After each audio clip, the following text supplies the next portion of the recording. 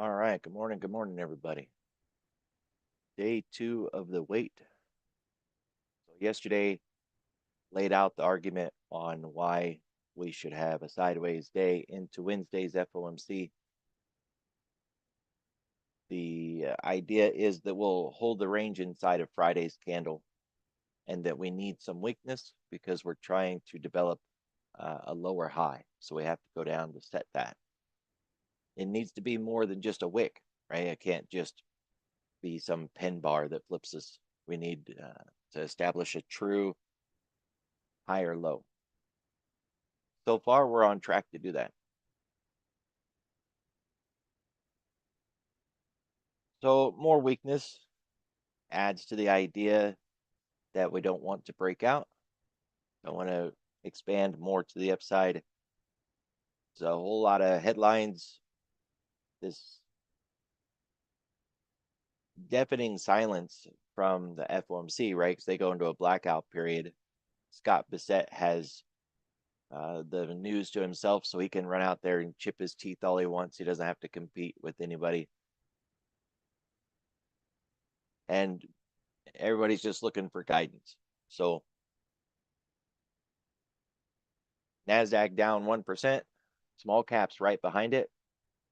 Dow down closer to 0.5%, and the US in between, the S&P in between both of those at about 0.75%. It's odd that small caps isn't, leading us to the downside and or dragging its feet on the other end here, and that it's the Dow that's down the least. Small caps being in the middle, a little odd. It's not concerning. It just stands out. We don't really have a lot of economic material on the table today. This trade deficit is projected to expand a little wider. See if we get a surprise number on that. It could change how low we go today, but I mean, we're not supposed to sell off into oblivion, and we're not supposed to break out and run, right? The base case is still that we test Friday's low, maybe we expand below it, wick out some, and come back in. And if we actually do break down below Friday's low, then the idea would be that we'll go ahead and establish that higher low that we need. We got the 10-year auction at 1 o'clock. You're not supposed to have favorites, but if I had to pick, I'd say I really like the 10-year auction. Some people like the 30. Doesn't mean anything in the grand scheme of things, right? You like one cat more than you like your other cat. You would never admit it. So keep your eye on the auction at 1 o'clock. Could see some change in market dynamics. If we're down on the day, that would be a nice flipping point. 1 o'clock, we get the auction, we V-bottom off the lows and come back up to kind of balance inside of Friday's range again. That idea.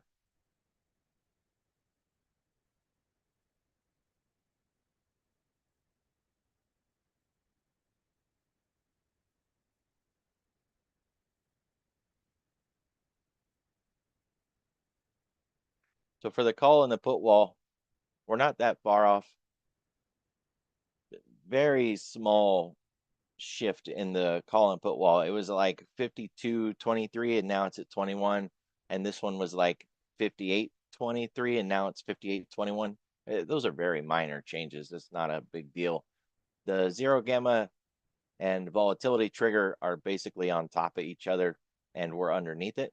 We're not in a deep negative gamma environment. I mean, we're under the line, but not wildly negative like it was. So the VIX isn't really all that helpful in this point in time.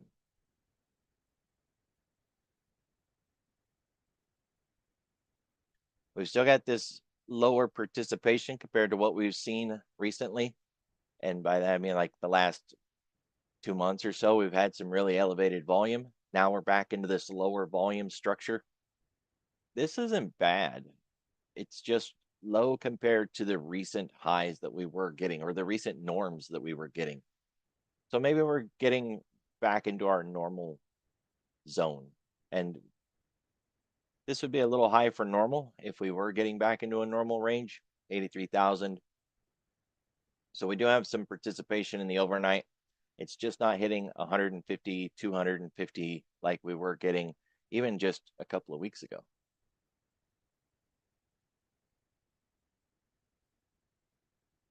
So I mentioned that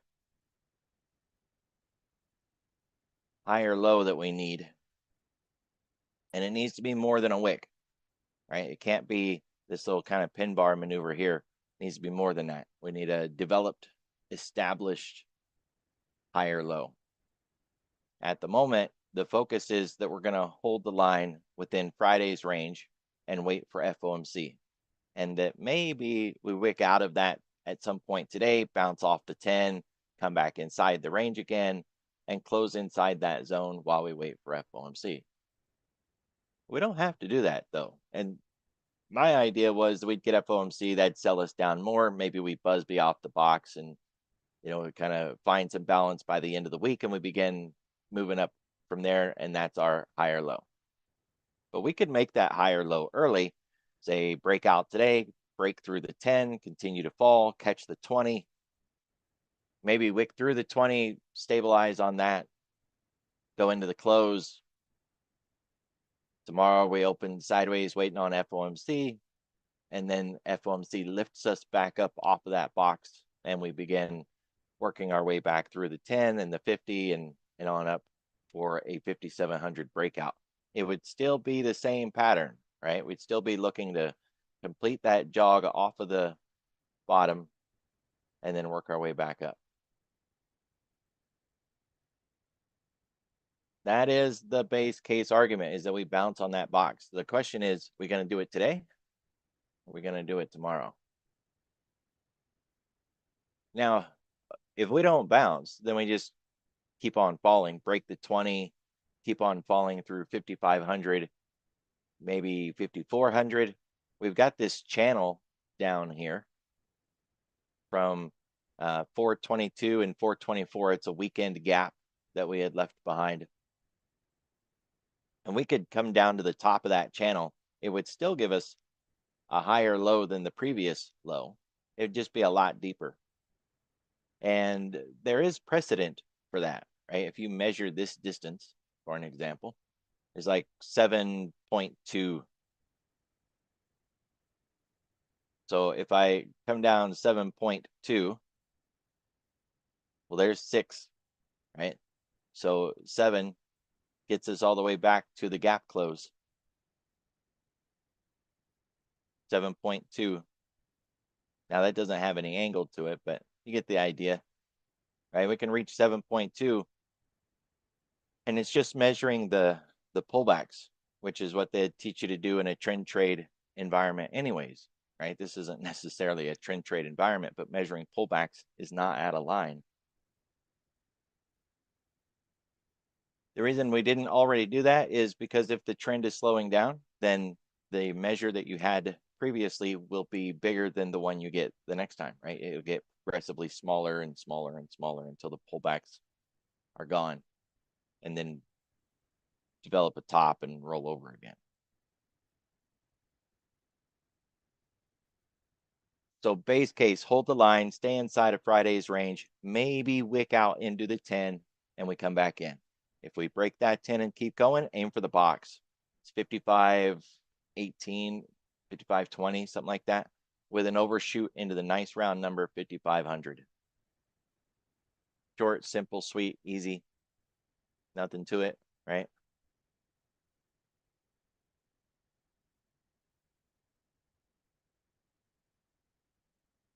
We have no reason to believe that we're going to go to the upside today, even with, good news, positive news, anything like that. It would have to be shocking headline news that we didn't see coming and was positive to get us to go up at this point.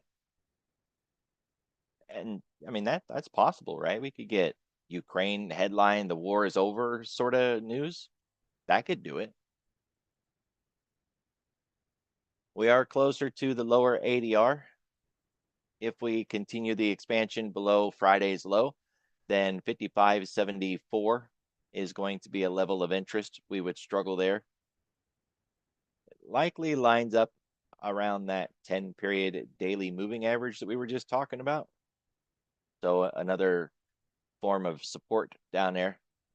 And if we measure Friday's candle and projected 111 and 1236, I would not be surprised if that comes up really close to that number as well.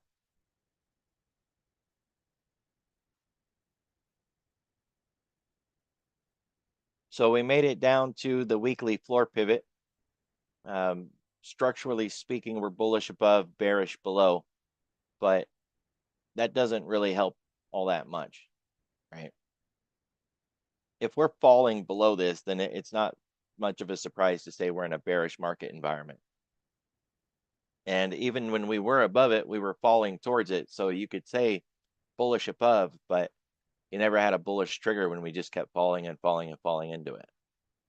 Today's floor pivot is nearly equal with yesterday, and the channel is more narrow than yesterday. Narrow channels imply that if we break out, we can run. That doesn't fit with the guidance we were just looking at. The idea that, hey, it's FOMC week, Monday and Tuesday, we're going to go sideways, stay inside of the last big candle, which is Friday.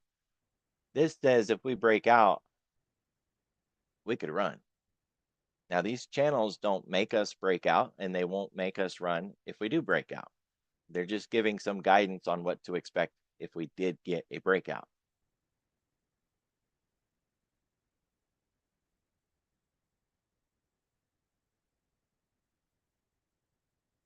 We are already at S2. Generally speaking, this would be the turnaround point. And that, if we don't turn around here, then we've got S3, 55.75. But that should be the point where we would turn around. It is a MDP. That means we have not hit our daily pivot. Markets tend to hit their pivot about 80% of the time. So when it doesn't hit the daily pivot, it kind of stands out a little bit. I'd say today we're very likely not going to hit that pivot unless we somehow bounce off of this S2 and run all the way back up there. It's unlikely.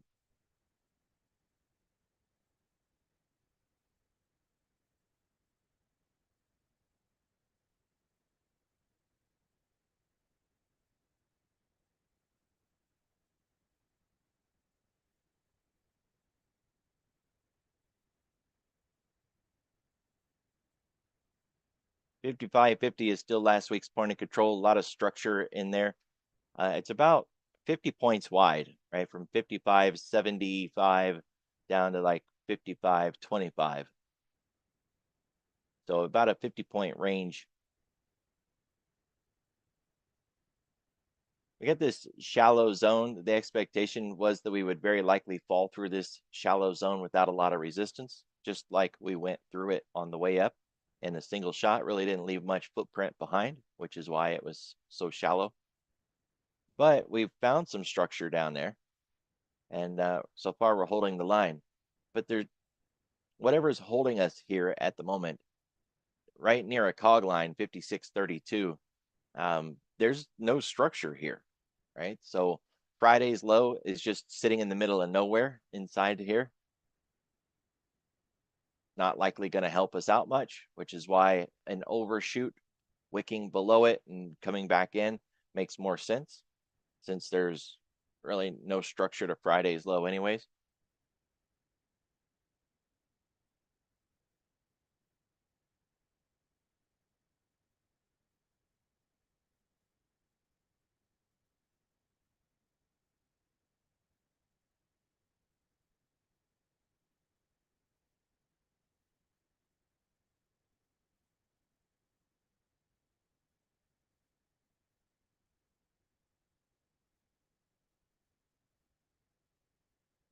The 10-day is at 55.81, and the 1236 is at 55.71.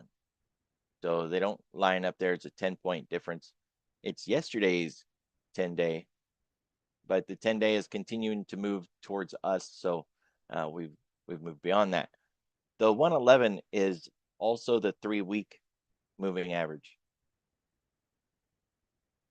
And we've got the 10-week at 56.07. So if we continue to move to the downside and we look to break Friday's low is basically the 10-week this morning. Not to the penny perfect, but it's pretty close to it. And that's what we hit last week on Friday is the 10-week. It bounced off the 10-week, happened to hold the line. So if we break it now, then we've got the 3-week, the 10-day, and the 1, 2, 3, 6, which is 55.71. It's still above that 55.50 that we were looking at, the point of control for last week.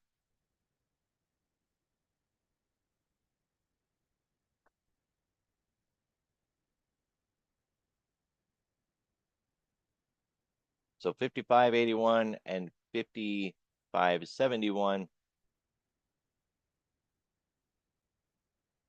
55.73 is the ADR. 71, 73, it's close enough.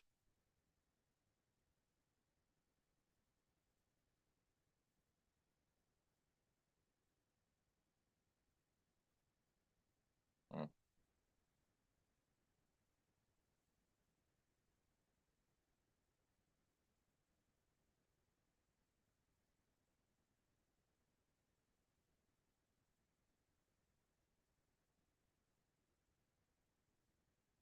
10-day, 30-minute volume profile with TPO. The TPO looks in much better shape. Volume profile is just a mess. It's all over the place. We're not going to get into this point of control yet for another 3 or 4 days. There's no structure here. We're leaving a mess everywhere we go. We're not building out any zone. The TPO, a lot cleaner. Point of control is almost lined up. And you can see the structure that we've been building around that 56, 67 area.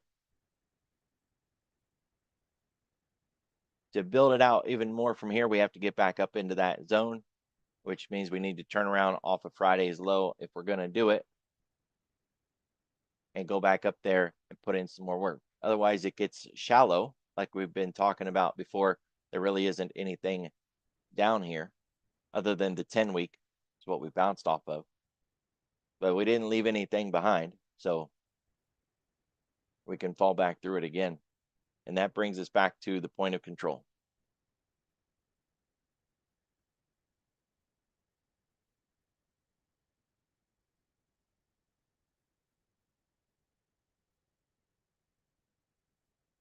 We don't have a new VPOC from yesterday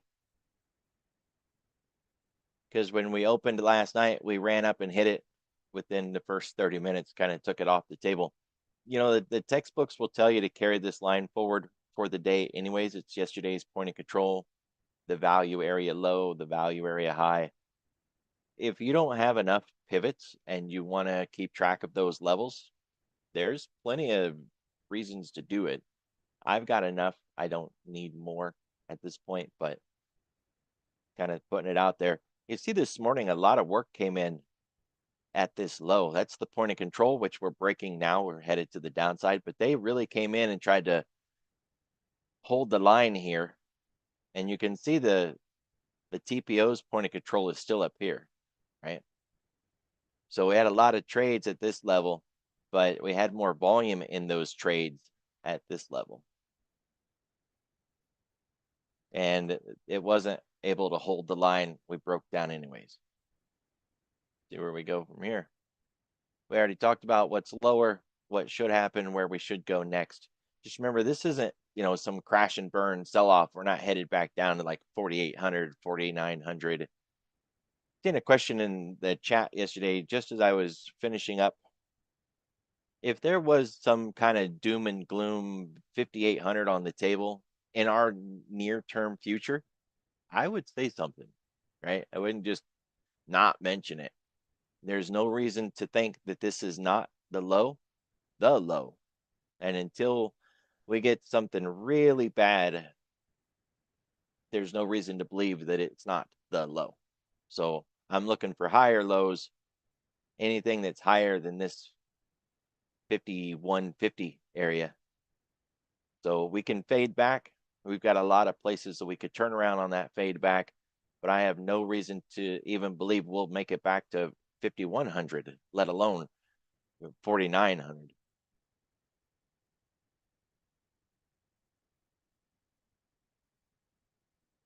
There's always a lot of bricks in the wall of worry, and there's always a lot of reasons to believe that it's going to be, that this time is really going to be the one, and it's really bad and blah blah blah, right? And then they come in and play save a hoe anyways.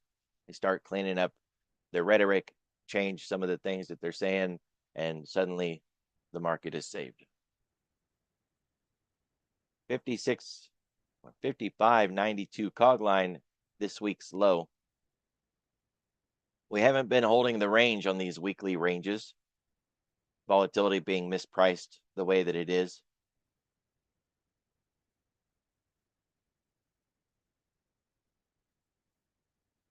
But it is down there, worth considering. We're still holding above the 10-day, but we can see the decline. We're coming back to it.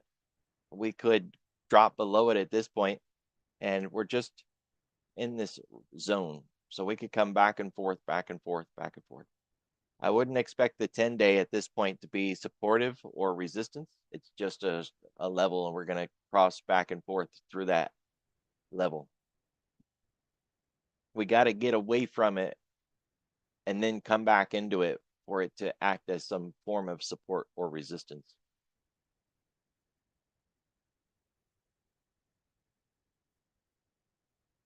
And for the 10-day, same thing. We're there. We bounced off the 10-week last week.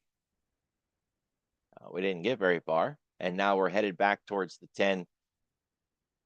If it had any structure to it whatsoever, the fact that we are holding around it, chopping through it, takes away any of its support or resistance aspects, and it's just now another zone that we're crossing through. And that's how I would play it, as a zone, not as a pivot point or a level structure of support, but just as a zone, an area where we expect increased trading activity, areas of interest. But we're just holding on the line at this point.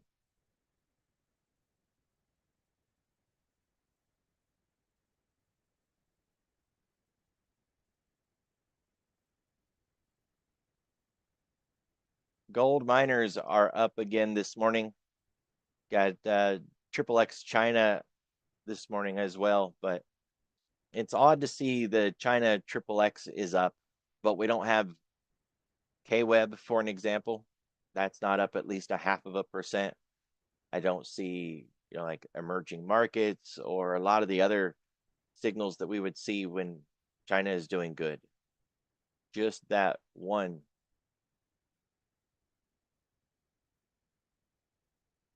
Okay, even this, the MSCI is not up at least 0.5%. So it's likely that there's something in this Triple X China Bull ETF, something that has a lot of weight to it, that had earnings, gave this a pop, but doesn't have a lot of weight in KWeb, and so it's not driving it the same way. Otherwise, if you look at what's up this morning, with 0.5% being our line in the sand, we really don't have much. Even this FNGD, that's the FANG or the MAG 7 group. It's the down volume. You don't want to see that we have elevated down volume, right? That's not what we want. It'd be better to have elevated buying volume or positive volume.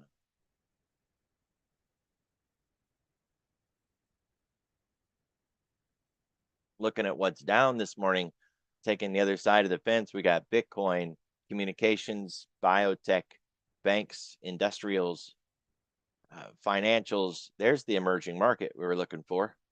MAG 7, uranium, consumer discretionary, more MAG 7, growth versus value. Growth is down more.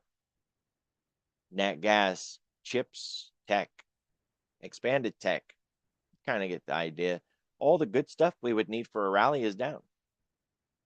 Any help or support we would get from the good stuff, we're not going to get it if it's down. So the best case scenario is they quit going down, not necessarily rally, but just stop going down. And then we get some sort of intraday options flip that takes us back to the upside after we drop below Friday's low, or I get that rebound. But I think I laid out the argument pretty well that we need the bounce.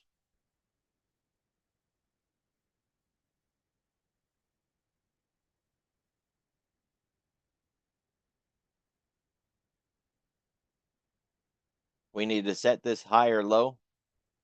And while I expected it to happen, into Wednesday's FOMC, and then we sell off and get the bounce and all that, we could certainly sell off today, stabilize off the 20, get the bounce. FOMC fuels us higher tomorrow, and we rise back up from there.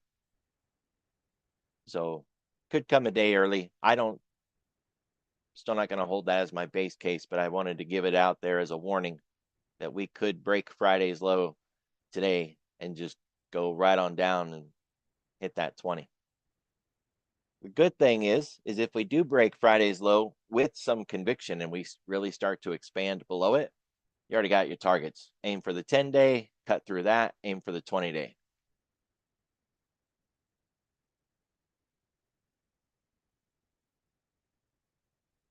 What I got for you guys. Be careful, be safe, have a good day. I will see you all tomorrow.